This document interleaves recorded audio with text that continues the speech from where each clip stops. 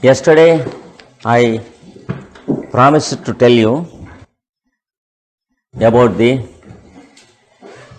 practical procedure of how to achieve the advanced steps.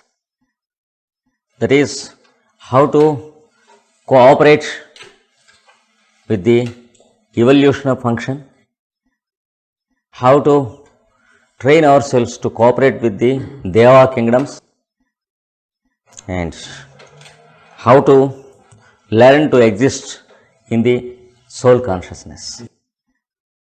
The process is what is scientifically called yoga. Of course, the word yoga is used in many directions nowadays, but there is also the scientific definition and procedure which is called yoga. We are concerned only with that, and the science and the procedure is age old, and the exact science of yoga with its instructions can be found only in Patanjali's Yoga Sutras. And after that, we are expected to lead a yoga life.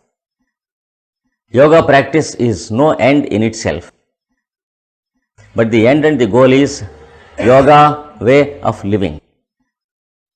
That is given very shortly in the end of the Patanjali's book, but it is very well supplemented in the Bhagavad Gita.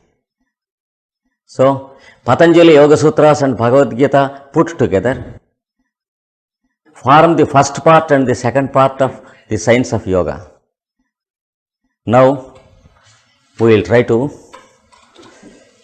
give you an aerial view of the yoga practice with exactitude and the scientific precision intended by Patanjali and the Bhagavad Gita.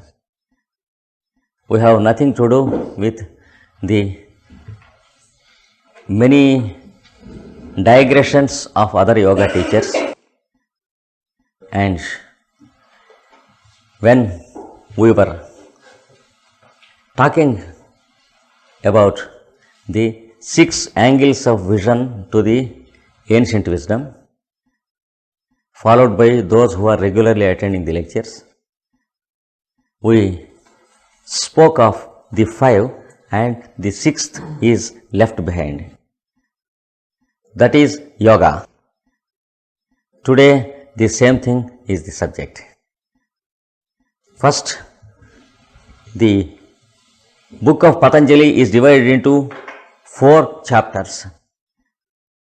The first chapter gives us the scope and the purview of yoga practice. Why yoga should be practiced and what is the main aim. It is said that yoga is practiced to suspend the reaction of the mind. Before that, let us try to have a rough idea of yogic anatomy of the human constitution. We have our physical body made of matter. It is moved by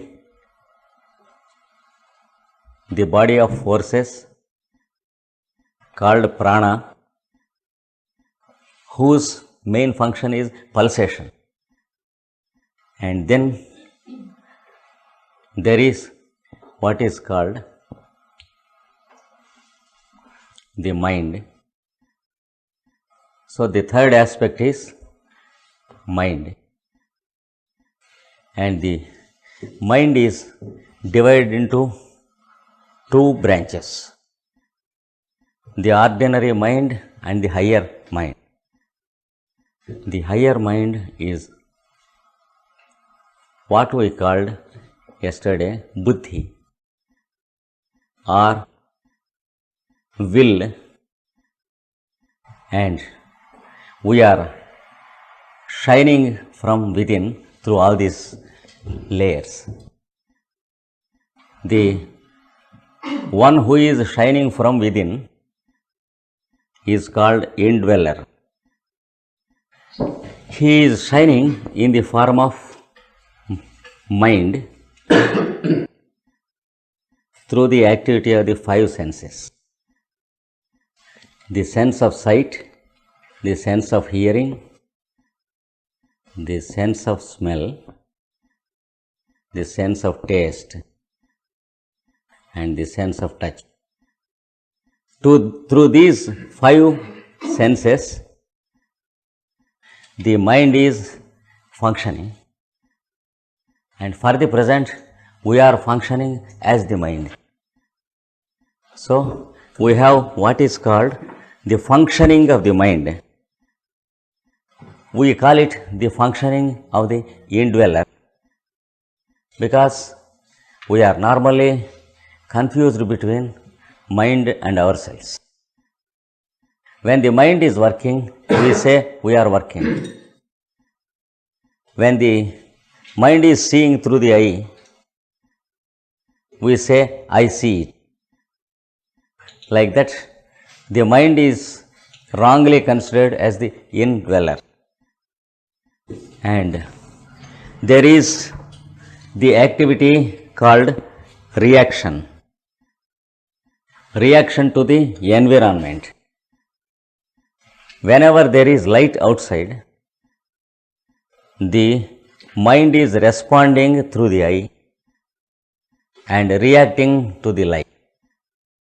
The result is the mind is experiencing light and shape. And we see all these people, this room and all this. That is called the reaction of the mind to light and the shape, also the color.